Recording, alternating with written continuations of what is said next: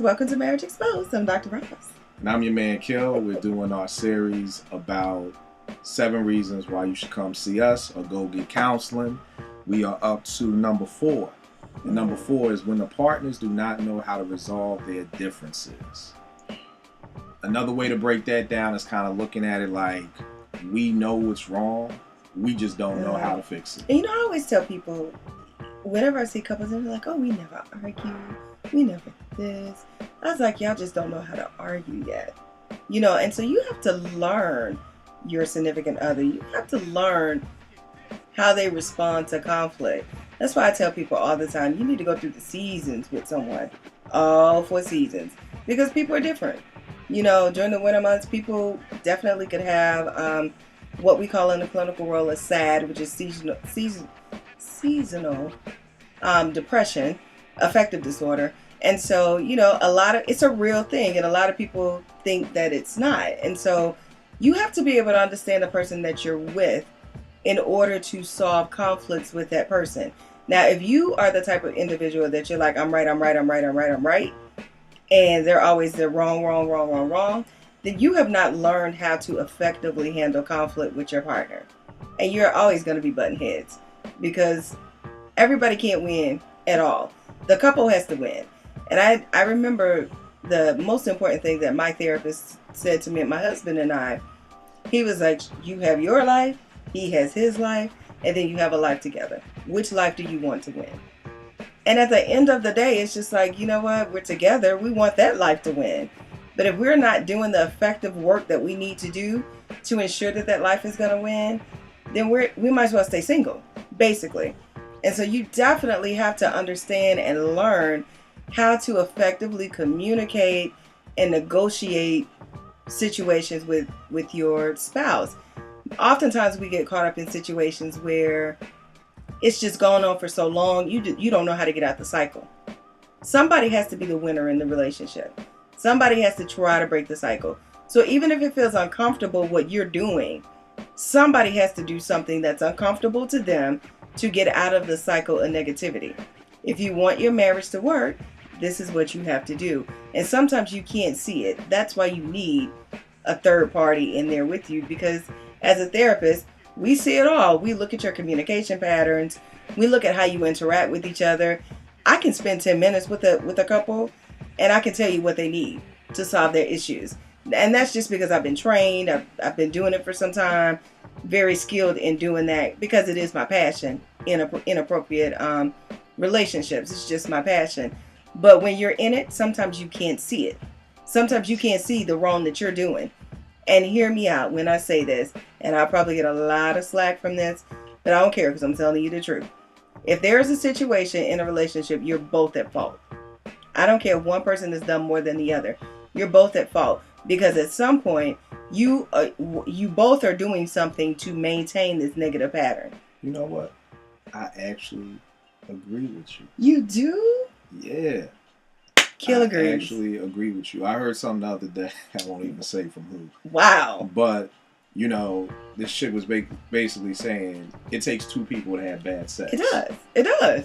So, you know, usually we're always throwing somebody under the bus. Under the bus. But it takes 2 people to have bad sex. Does. It takes 2 people to argue. It takes 2 people to have I can't argue by myself. Right. You know, but I just never thought of it. And then I heard her say that. And now I hear you say that. And it's like, yeah.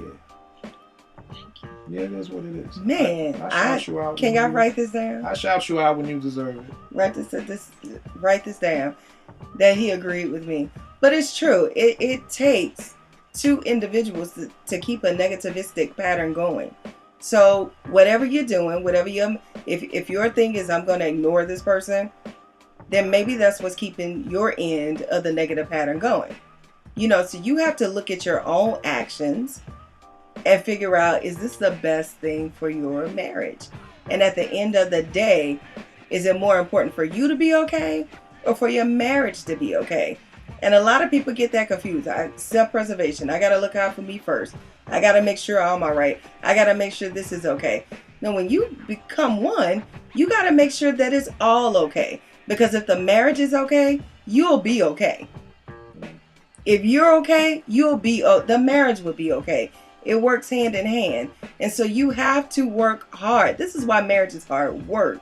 And people don't want to talk about it, which is why we got Marriage Exposed, because it's hard work. You okay? I'm testifying. I'm testifying.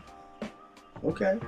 That was my testifying hand. Okay. It is hard work. You know, I guess I'm really kind of emotional about it. You ain't let me say a word yet. I'm gonna let you get in. I'm gonna let you get in. Be emotional. I guess I'm really emotional about it. Don't be too emotional. No, I won't. Okay. Because people just get they think about marriage in such a different way. And I can speak on this because I planned my wedding. I did not plan my marriage. I'm gonna let that sink in. I planned my wedding at the age of 5, and all of that took place on September 16, 2006. That's colors, the craziest everything. thing I've ever heard. It may be crazy. No, I'm just saying. No. Not that you planned it at 5. I've heard about little girl, but the fact that everything that you planned at 5. Oh yeah, actually came to fruition. The colors. Well, it was a building process, so I started at the age of 5. Right, I understand. Only thing that didn't happen is that the president didn't come to my wedding, but I had planned it. When you was 5, like you wanted Bush? I wanted any president at my wedding. You it didn't matter. Bush? It wouldn't matter. Okay. I felt like I was a princess, and the president needed to I come thought that see was one me. of your latter parts, like you wanted Barack there. But I'm like, at 5, like who was president? Any president, and I wanted Oprah. She didn't come either, but that's okay. I understand. But she got an invitation. No, she did. But what I'm saying is that people just go in with this fairy tale view of what a marriage is gonna be. And one day you just got to look up and say, what am I going to make my marriage for me and my spouse? Not what everybody else is thinking, but what is going to work best for us? And you got to talk that thing out, work that thing out, and stay committed and accountable to that thing, because you can get swayed by so much other stuff that it's not even funny. It's just. You all right? You need a hug or something? Pat on the back. Pat. There you go. You all right? Thank okay. You. Thanks. I just spit some knowledge there. What? You did. You dropped some emotional knowledge. But that's what I do. The other piece is just a lot of times we all get caught in situations and we all don't know how to get out. If you've ever paid any attention to what Roz and I say, we both have our own counselors. So it's not like we're at the top of the hill and we're talking down to you all. We got folk we go talk to. So the other day I thought I was gonna karate kick my husband in the forehead. Okay. I did. I mean, no assault charges. I'm not abusive, but it had just kind of gotten to that point because you're not gonna always agree. Okay. You're not gonna always get along, and I just think people just get so caught up in we should get along, and he's not doing this, and she's not doing that. What are you doing? You know, you got to start looking at your own actions. I'm sorry. You still going? I'm sorry. It's okay. What you said. It kind of got you.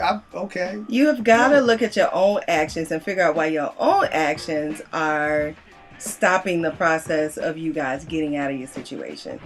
And the reason, I guess why I am so passionate about this, because I just kind of had this epiphany about my marriage. Okay. So, and it was me. It was me thinking I'm all the great. I do this. I'm the great wife. Well, I tell you, you're really not that good. I mean, not. I'm messing with. What? You know, I tell you the stuff you do wrong. You know, I check. Yeah. You, so. But you know, I heard it from you, but I didn't hear it from you. If that makes sense. Yeah. And then I had a moment, and I sat down. It was really funny because it was planning Valentine's Day stuff. I had a moment and I sat down and I was like, I don't even know what to give my husband. And I was like, wow, I'm very selfish. Because he can tell you to the T of what I like, what I need, what he needs to get me. He knows everything that's going to make me excited, all thrills, frills, all that. But me, have I really paid that much attention into what he needs? Like, oh, he likes to read. Oh, he likes it. You know, I know those things. But the way he knows me to a T, I can honestly say I don't know him like that. And I really had to be real with myself, and I was really quite embarrassed because I've known this dude for like 12 years. You should be embarrassed. I should, yeah. I'm enraged just sitting next to you. I know. But you know what it is? It's because he's not one that requires like a lot. Like I had to force my husband to even shop for himself. Like he really is just like this family kind of person.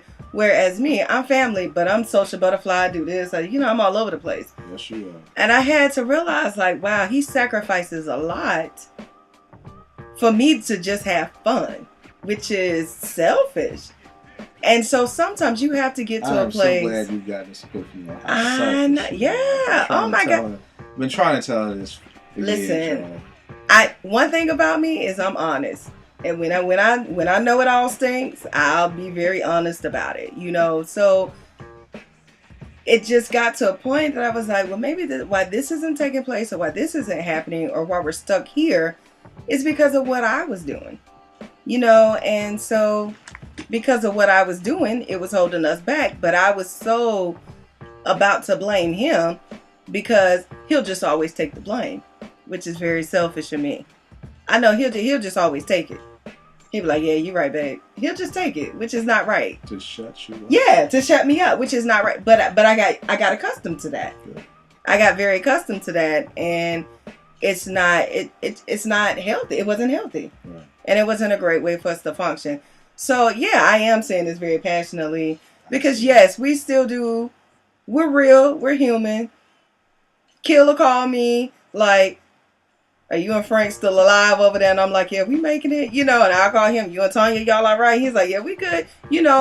We do that check-in thing, and then, we see our own therapist because it is needed. Sometimes you just get stuck and you can't get out.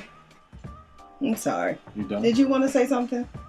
No. I'm just keeping folk on task on what we was talking about.